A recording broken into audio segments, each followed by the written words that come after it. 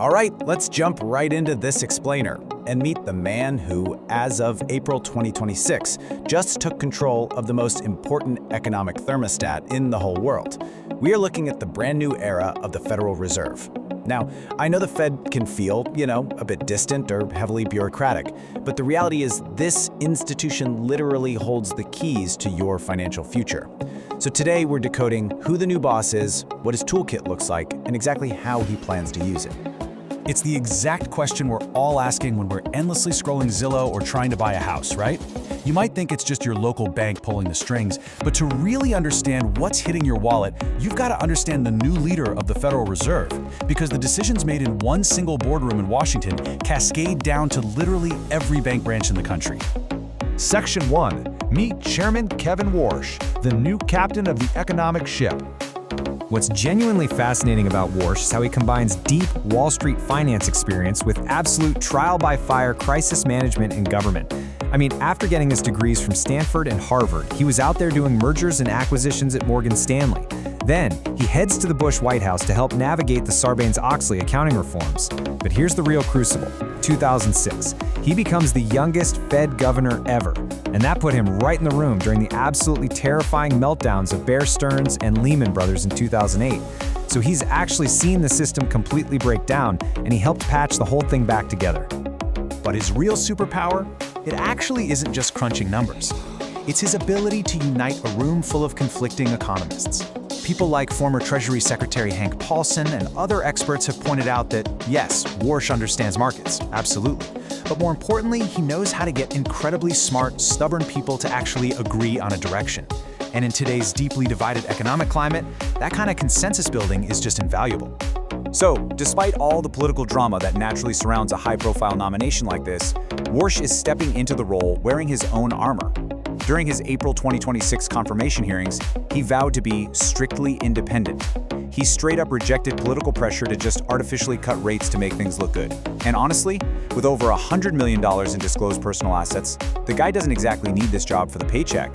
He's got the financial security and the deep conviction to steer the ship independently based on hard data, not Washington's daily demands. Section 2. The economic battlefield, navigating turbulent waters. Right now, 6.30% is the 30-year fixed-rate mortgage average in the U.S. as of late April 2026. This percentage directly dictates how expensive it is for you to buy a home. And at 6.30%, I think we can all agree the dream of homeownership is feeling painfully out of reach for a lot of everyday folks right now. And driving that mortgage rate is the federal funds effective rate, which is sitting at 3.64% this month. This right here is the master lever. Wherever this number goes, that 6.30% mortgage rate is going to follow. Let's make sure we're totally clear on this concept. The federal funds rate is basically the baseline interest rate for the whole economy. In plain English, if the Fed raises this baseline rate, borrowing gets more expensive for everyone. Banks, businesses, you and me. That slows down the economy to fight inflation. But if they lower it, borrowing gets cheaper and the economy heats right back up. Section 3. Inside the Fed Toolkit, how the economic thermostat works. So, Warsh leads the FOMC, the Federal Open Market Committee. And right now, this committee of experts is dealing with some serious internal disagreements. You've got some members looking at the data who want to hold rates totally flat. Then you have others who think they might even need to inch them up to really kill off inflation. This is exactly where those consensus-building skills we just talked about are going to be tested right out of the gate. Think of Warsh as the guy controlling your house's thermostat. He has to carefully adjust the dial to maximize employment without letting inflation totally boil over. If you turn it up too fast, the economy freezes and people lose jobs. But if you turn it down too much, inflation just melts the value of your paycheck. It is an incredibly delicate, high-stakes balancing act. Section 4. Tackling the inflation problem, why prices are still sticky. So why not just cut rates right now and make mortgages cheaper? Well, while the US economy is fundamentally pretty robust, the rest of the world is frankly chaotic. Geopolitical shocks, specifically the uncertainty in the Middle East, are keeping oil prices really high. Add in some lingering tariffs working their way through the system, and inflation is stubbornly stuck. It's sticky. Making any sort of immediate rate cut in this environment is super risky because it could cause prices to just surge right back up. And Warsh is also facing a massive wildcard here, the AI paradox. See, while artificial intelligence might make services like legal work or accounting much cheaper a few years down the road, which lowers overall inflation, the immediate reality is completely different. Building all the massive infrastructure and data centers required for AI right now takes huge amounts of capital. That massive investment is actually keeping demand and real interest rates high in the short term. So Warsh can't just slash rates and hope AI magically fixes prices tomorrow. Section 5. Shrinking the Fed Footprint. Warsh's specific game plan. Beyond just tweaking interest rates, he really wants to shrink the massive footprint the Fed has built up since that 2008 crisis. The Fed's balance sheet basically ballooned during those emergencies, and Warsh wants to heavily scrutinize that.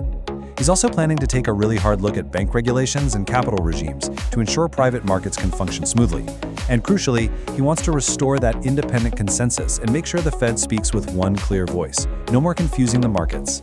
Now, when it comes to the structure of the institution, Warsh actually values the diverse regional perspectives of the Fed. As he's pointed out, it's a feature, not a bug, because it ensures the whole country gets represented. However, he is fully expected to rein in those regional presidents from constantly just chatting with the press on their own. He wants robust debate inside the boardroom, for sure, but he wants disciplined, centralized communication once they step out into Washington. Section 6. What it means for you, the bottom line for your wallet. All right, let's bring this all home. With Warsh at the helm, please do not expect sudden, massive rate cuts just for the sake of it. He's looking at an economy that's actually doing pretty well on its own, but it's offset by an inflation rate that simply refuses to die. So he is going to be incredibly patient. He'll be utilizing a real watch-and-wait approach, demanding to see hard, irrefutable data before making your borrowing costs any cheaper. Which leaves us with this.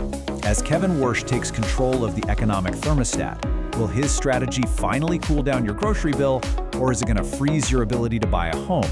It is literally the multi-trillion-dollar question of 2026. How he maneuvers this toolkit, balances global crises with the AI boom, and manages a divided committee, it's going to define the next decade of American wealth. He's got his hand on the dial, and the whole world is watching to see which way he turns it.